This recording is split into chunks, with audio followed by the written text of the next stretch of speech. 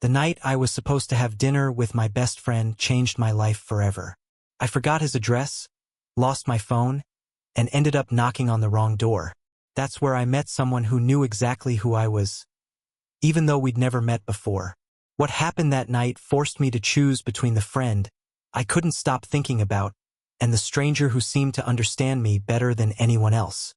And by the end of that night, nothing would ever be the same again. The first time I saw Logan Reed, I honestly thought he was the kind of person who would never notice someone like me.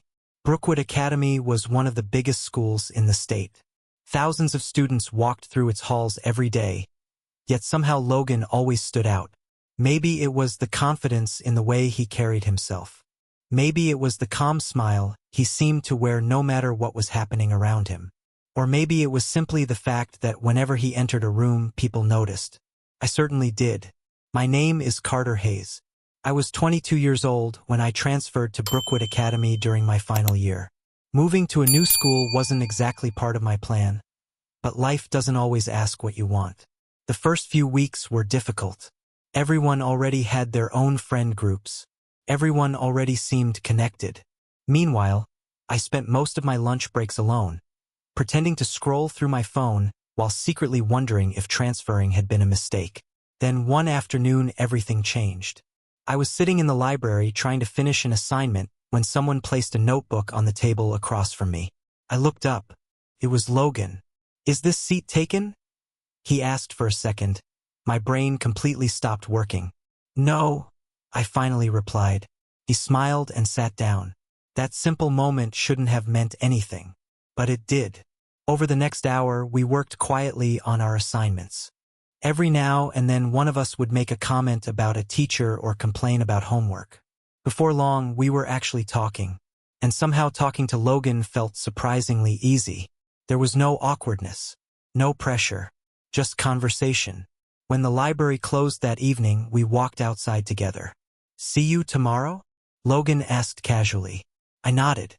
"Yeah, definitely." As he walked away, I caught myself smiling. That was the beginning. At first, we were just classmates who occasionally talked. Then we started sitting together at lunch. Soon we were meeting before class, then after class, then texting almost every day. Weeks passed. Our friendship grew naturally. The strange thing was that Logan seemed completely different around me than he did around everyone else. Most students saw him as confident and popular. I saw the version that laughed at terrible jokes. The version that stayed up too late watching movies. The version that secretly loved old romantic songs but refused to admit it. Every day I learned something new about him, and every day I found myself looking forward to seeing him more than the day before.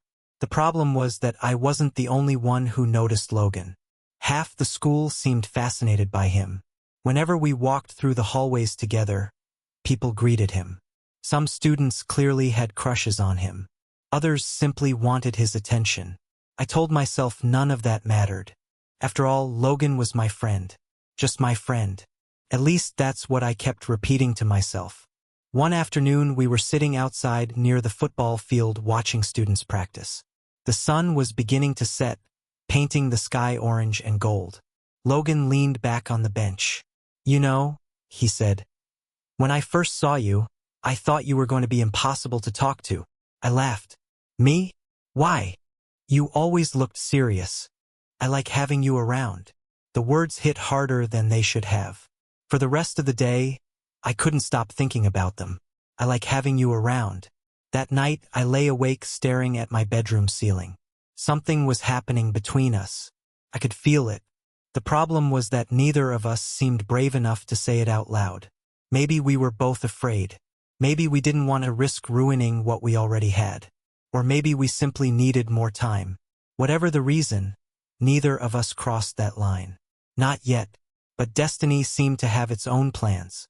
Because only a few days later, the school announced a short holiday break. And before those holidays ended, a single invitation from Logan would set off a chain of events that neither of us could have imagined. An invitation that would eventually lead me to the wrong address, the wrong house, and the night that would change everything. The announcement came during the final class of the week. A short holiday break. No assignments. No lectures. just several days away from school. The moment the teacher finished speaking, the classroom exploded with excitement. Students started making plans immediately. Some talked about traveling. Others planned parties or family gatherings. I should have been excited too. Instead, I found myself glancing toward Logan. He was sitting 2 rows ahead of me. For some reason, the idea of not seeing him every day felt strange. Over the past few months, spending time with him had become part of my routine. Without realizing it, he had become the best part of my day. As students began leaving the classroom, Logan suddenly appeared beside my desk. "Got any plans for the break?" he asked. I shrugged. "Not really." A small smile appeared on his face. "Good." I raised an eyebrow. "Good." He nodded. "Because I wanted to ask you something." My heart immediately started beating faster. I tried not to show it. "What is it?" Logan looked almost nervous. Something I rarely saw. "Would you come over for dinner tomorrow night?" For a moment, I simply stared at him. Dinner? At his house? Just the 2 of us? I hoped he couldn't hear how loud my heartbeat suddenly became. "Yeah," I said quickly. "I'd love to." The smile that appeared on Logan's face made my entire week. "Great." He pulled a small piece of paper from his notebook and wrote something down. His address. Then he handed it to me. "Don't get lost." I laughed. "I won't." At least that's what I thought. The rest of the day became almost impossible to focus on. Every class felt longer than usual. Every minute seemed slower. By the time I got home, I had already replayed our conversation 100 times. It was just dinner. At least that's what I kept telling myself. But deep down it felt like more. Much more. That evening I found myself standing in front of my closet trying to decide what to wear. Then I laughed at myself. It was only dinner. Why was I acting like it was some kind of date? The question made my face immediately turn red. Because a small part of me wondered the same thing. The next morning I woke up unusually early. The dinner wasn't until evening, yet I spent most of the day thinking about it. Every few hours I checked the address Logan had given me. I folded the paper carefully and placed it in my pocket. No way I was forgetting it, or so I thought. By late afternoon I finally got ready. After checking my appearance one final time, I left the house. The weather was perfect. Clear skies, cool air, the kind of evening that made everything feel possible. As I traveled toward Logan's neighborhood, excitement continued building inside me. I kept imagining how the night might go. We would probably eat dinner, talk for hours, maybe watch a movie, maybe learn things about each other we hadn't shared before. Every possibility seemed exciting. The closer I got, the happier I felt. And that's exactly when everything started going wrong. The first mistake happened before I even left home. In my excitement, I had accidentally left my phone charging on my bedroom desk. I didn't realize it until much later. The second mistake was even worse. At some point during the trip, the small paper containing Logan's address disappeared. Maybe it fell out of my pocket. Maybe I misplaced it. I had no idea. All I knew was that when I reached the neighborhood, it was gone. Completely gone. I stopped walking. My stomach dropped. No way. I searched every pocket. Nothing. I checked my wallet. Nothing. I searched again. Still nothing. Panic slowly began replacing excitement. Without my phone, I couldn't call Logan. Without the address, I couldn't find his house. And the neighborhood was much larger than I expected. Rows of nearly identical homes stretched in every direction. For several minutes, I wandered around trying to remember the address. No matter how hard I tried, the numbers refused to come back to me. The sun was beginning to set. Streetlights flickered on one by one. My confidence disappeared with the daylight. Great, Carter. Brilliant. You had one job. Find the house. And somehow you've already failed. I sighed heavily. Then I noticed someone standing across the street. A young man around my age. Tall. Attractive. Confident. He was leaning casually near a front gate while checking something on his phone. For a moment I hesitated. Then I decided I didn't have many options. I walked toward him. As I got closer, he looked up. Our eyes met. Something about his expression immediately changed. almost like surprise, then curiosity, then a warm smile. "You look lost," he said. I laughed nervously. "Is it that obvious?" "A little." His smile widened. I couldn't help smiling back. "My name's Carter." I'm Owen. For some reason, the name stayed in my mind. Owen. There was something friendly about him. Something easy. I explained my situation. How I was trying to find a friend's house. How I had forgotten the address. How I had left my phone at home. By the time I finished talking, Owen looked genuinely amused. "That might be the worst case of bad luck I've ever heard. Tell me about it." "So what's your friend's name?" I answered without hesitation. "Logan Reed." The moment I said those words, something flickered across Owen's face. Recognition. A reaction so brief that I almost missed it. "You know him?" I asked. Owen paused, then slowly smiled. "Actually, I think I do." My eyes widened. "Seriously?" "Yeah." Relief instantly washed over me. Finally, a solution. "I've been walking around forever trying to find his place." Owen nodded thoughtfully. Then he slipped his phone into his pocket. "Well," he said, "looks like you're in luck." A mysterious smile appeared on his face. One that I couldn't quite understand. "Come with me." Without realizing it, I had just taken the first step toward a night that would change everything. And I had absolutely no idea what was waiting for me behind the next door.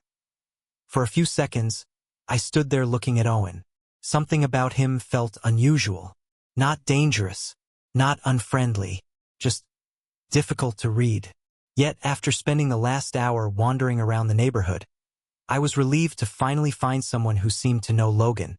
"Come with me," Owen repeated. I nodded. "Lead the way." We started walking down a quiet street lined with large houses and tall trees. The evening air was cool, and the neighborhood seemed almost too peaceful. As we walked, Owen asked questions about me, where I grew up, how long I'd been at Brookwood Academy, what I wanted to do after graduation. Normally, I wasn't the kind of person who opened up quickly, but talking to Owen felt surprisingly easy. He listened carefully, remembered details, and somehow always seemed interested in everything I said. "You talk about Logan a lot," Owen suddenly said. I looked over at him. Doi. He smiled. "More than you realize." I laughed nervously. "He's my best friend." "Just your best friend?" The question caught me off guard. For a moment, I didn't know how to answer. Thankfully, Owen changed the subject before I had to. A few minutes later, he stopped in front of a large house. "This way." I followed him through the front gate. The lights inside were on.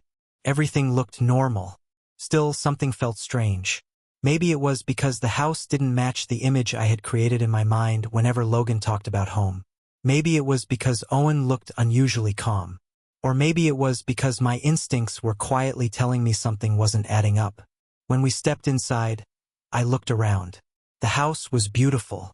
Modern furniture, large windows, a spacious living room. But there was one thing missing: people. The place seemed completely empty. I frowned. "Is Logan here?" Owen placed his keys on a nearby table. "Not right now." I blinked. "Wait."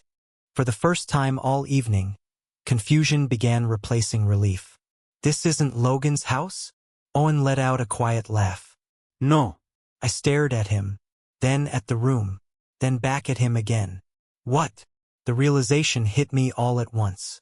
I had followed a complete stranger into a house that wasn't Logan's. Somehow that should have been terrifying. Instead, I mostly felt embarrassed. Owen must have noticed because he immediately raised his hands. "Relax." A smile appeared on his face. "I'm not some villain in a movie." Despite myself, I laughed. "Then why bring me here?" "Because you looked exhausted." He walked toward the kitchen. "And because I figured we should talk for a few minutes before I take you to Logan." I wasn't sure what to think. But strangely enough, I stayed. A minute later, Owen returned carrying 2 cold drinks. He handed one to me. I accepted it. "Thanks." "No problem." For a while, we sat in the living room talking. At first, I planned to leave quickly. Just a few minutes. Then I'd finally meet Logan. but the conversation kept flowing naturally. One topic led to another, and before I realized it, nearly an hour had passed. The weirdest part was how much I enjoyed talking to him.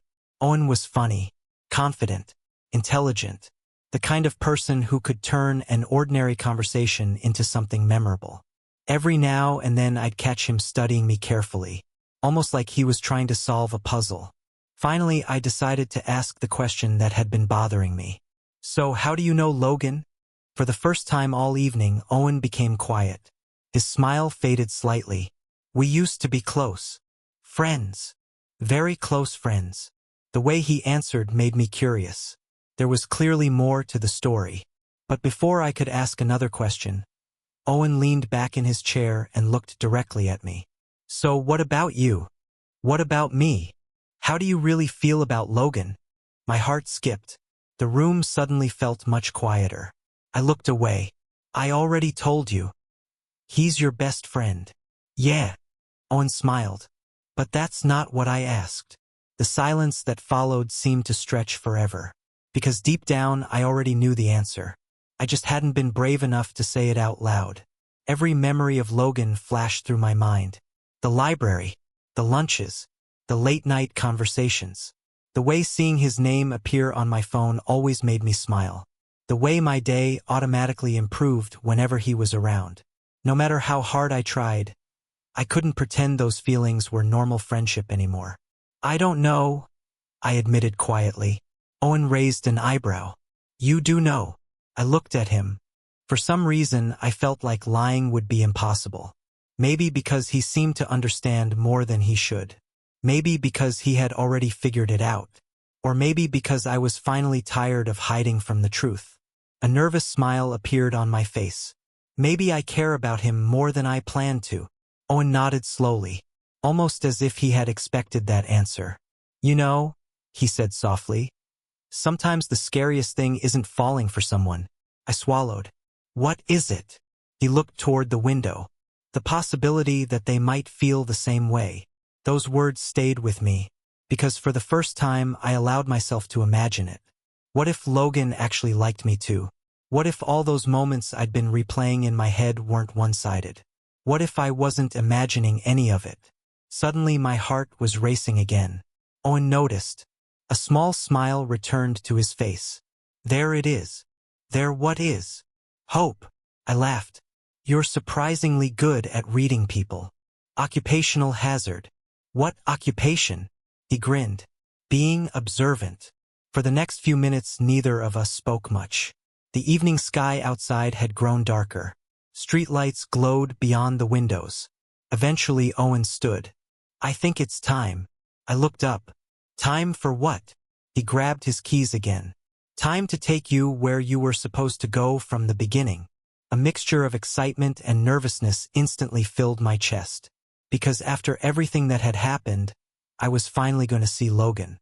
But what I didn't realize was that before this night ended, I would learn something about Logan and about myself that would change everything forever. The drive to Logan's house felt strangely quiet. Not uncomfortable, just thoughtful. Everything Owen had said kept replaying inside my head. Maybe I care about him more than I planned to. The words sounded different now that I had finally admitted them. For months I had avoided thinking too deeply about my feelings for Logan. I convinced myself we were just close friends, that nothing more was happening, that the nervousness I felt around him didn't mean anything. But after talking to Owen, those excuses no longer felt convincing. The truth was becoming impossible to ignore. I liked Logan, maybe a lot more than liked, and that realization was both exciting and terrifying. A few minutes later, Owen slowed the car and pointed toward a large house at the end of the street. "There." My eyes followed his finger. For a second, I couldn't breathe. That was it. The place I had spent hours trying to find. The place I was supposed to arrive at long ago. "You made it," Owen said. I laughed softly. "Eventually." For a moment, neither of us moved. Then Owen surprised me. "You should know something." I turned toward him. "What?" His expression became serious. "Logan's lucky." I blinked. "What do you mean?" A small smile appeared on his face. I mean, people don't always realize when someone genuinely cares about them. Before I could respond, Owen opened his door. Go. I stepped out of the car, then paused. Thank you. For what? For helping me. His smile grew. Good luck, Carter. I wasn't entirely sure what he meant, but as I walked toward Logan's front door, I suddenly felt more nervous than I had all day. My heart pounded against my chest. I took a deep breath, then knocked. A few seconds later, the door opened. Logan appeared, and the moment he saw me, relief immediately flooded his face. Carter. I had never heard him sound so worried. Where have you been? Before I could answer, he pulled me into a quick hug. The gesture caught me completely off guard. For a brief second, everything else disappeared. The stress, the confusion, the long evening, all of it vanished, because somehow being there with Logan made everything feel right again. When we finally stepped apart, neither of us spoke for a moment. Then Logan shook his head. You scared me. I laughed. Trust me. I scared myself. A few minutes later, we were sitting at the dinner table while I explained everything that had happened. The missing address, the forgotten phone, meeting Owen, following him to the wrong house. The entire story sounded ridiculous when I said it out loud. Logan couldn't stop laughing. You followed a stranger? I didn't know he was a stranger. Carter, that's how people end up in documentaries. I laughed too. Thanks for the support. Eventually, the conversation shifted to Owen. The moment I mentioned his name, Logan became noticeably quieter. Not upset, just thoughtful. You know him pretty well? I asked. Logan nodded slowly. We used to be close. The same answer Owen had given me. Interesting. What happened? For a moment Logan stared down at his plate. Then he smiled faintly. Life happened. I could tell there was more to the story, but I also knew better than to push. Instead, we moved on to other topics. School, friends, future plans. The kind of conversations we always had. Yet somehow everything felt different tonight. Maybe because of what I had realized earlier. Maybe because I was starting to notice things I had ignored before. Like how often Logan looked at me when he thought I wasn't paying attention. Or how his smile seemed bigger whenever I laughed. Or how neither of us seemed eager for the evening to end. Hours passed surprisingly quickly. After dinner, we moved to the backyard. The night sky was clear. Hundreds of stars shimmered overhead. For a while, we sat quietly on the patio. Neither of us speaking. Neither of us wanting to leave. Finally, Logan broke the silence. You know something? What? I'm glad you came. I smiled. I almost didn't.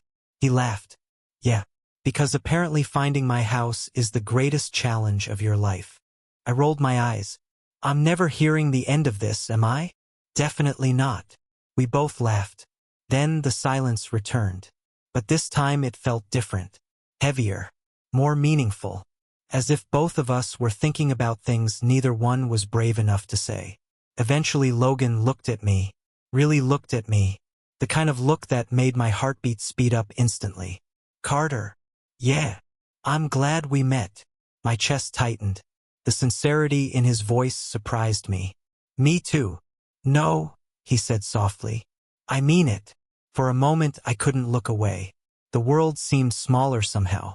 Quieter. The distance between us suddenly felt very noticeable. And for the first time I wondered if he felt it too.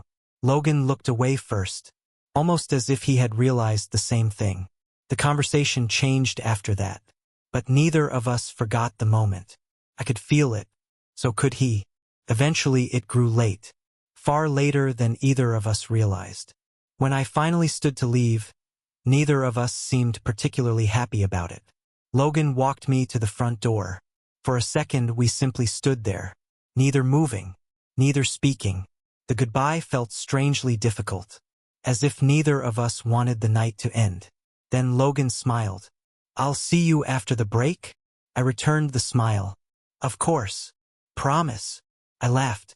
Promise. As I walked away, I glanced back one last time. Logan was still standing there watching me. And something inside me knew. Tonight had changed everything. Not because we had confessed our feelings. Not because we had kissed. Not because anything dramatic had happened. It was something much simpler. For the first time, I believed there was a chance Logan might feel the same way. And that possibility was enough to keep me awake for the rest of the night. What I didn't know was that after the holidays ended, neither of us would be able to hide the truth much longer. Because some feelings can stay secret forever, but others eventually demand to be heard. The holiday break ended much faster than I expected. Before I knew it, students were returning to Brookwood Academy. The hallways were crowded again. Classes resumed.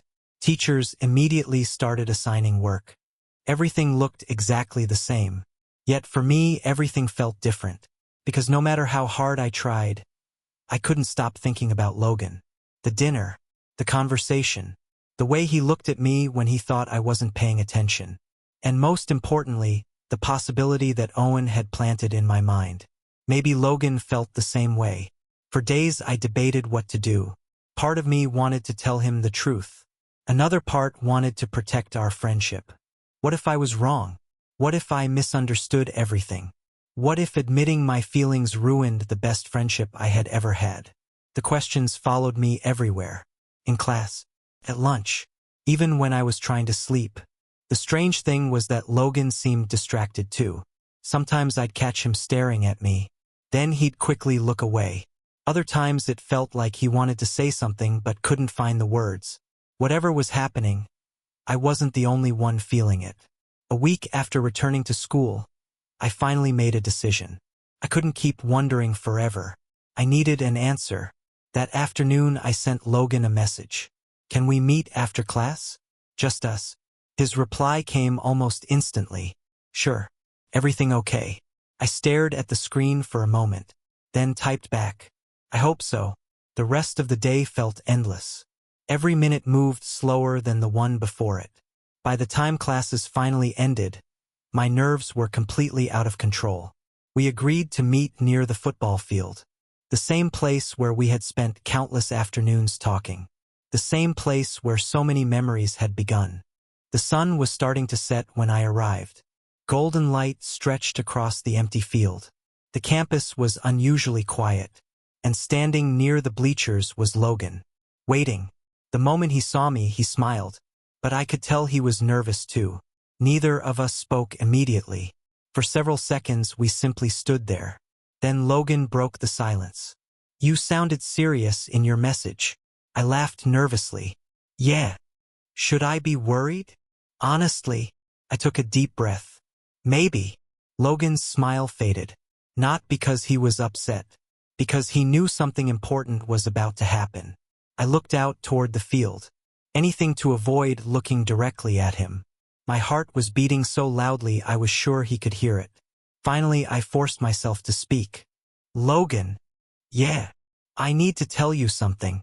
The silence that followed felt enormous. I could feel him watching me, waiting. For a moment, I almost backed out. But then I remembered something Owen had said. Sometimes the scariest thing isn't falling for someone. It's the possibility that they might feel the same way. I turned toward Logan, and finally said the words I had been carrying for months. I think I fell for you. The world seemed to stop. No sound. No movement. Nothing. Just silence. For one terrifying second, Logan didn't react. Then another. Then another. My stomach dropped. Maybe I had been wrong. Maybe. Suddenly Logan laughed. A nervous, relieved laugh. I blinked. What? He shook his head. You have no idea how long I've wanted to hear that. For a second, I couldn't process what he had said. Then my eyes widened. Wait. A smile appeared on his face. Carter. I've liked you since the first month we met. I stared at him. What? I tried to ignore it. He laughed again. Trust me. I tried really hard.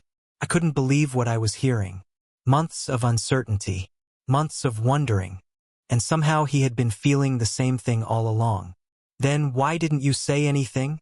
Logan looked down briefly. When he looked back up, his expression was honest. Because I was scared. The answer surprised me. You? He nodded. I didn't want to lose you. For a moment neither of us spoke. Because we both understood exactly what he meant. Our friendship had become too important, too valuable, too meaningful. Risking it had felt terrifying. But now neither of us had to wonder anymore. The truth was finally out. A weight I didn't even realize I was carrying suddenly disappeared. For the first time in months, everything felt clear. Logan took a small step closer. Not enough to make things awkward. Just enough to close some of the distance between us. I guess we're both idiots. I laughed. Definitely. Months. Months. We could have avoided so much stress. Absolutely. We both laughed. The tension that had followed us for so long finally melted away. Then something happened that felt surprisingly natural. Logan reached for my hand. Not dramatically. Not nervously. Just honestly. I looked down, then back at him, and smiled. This time neither of us pulled away. The sunset painted the sky with shades of orange and gold as we stood there together. The moment felt simple, yet somehow unforgettable. After everything that had happened, the first meeting, the friendship, the missed address, the unexpected encounter with Owen, the months of uncertainty, we had finally arrived at the truth. And the truth was surprisingly simple. We had been choosing each other all along. A few weeks later, things felt easier than ever. We still laughed together, still spent time together, still talked for hours. The only difference was that neither of us had to hide how we felt anymore. One afternoon, while walking across campus together, I noticed someone standing near the parking lot. Owen. He spotted us immediately.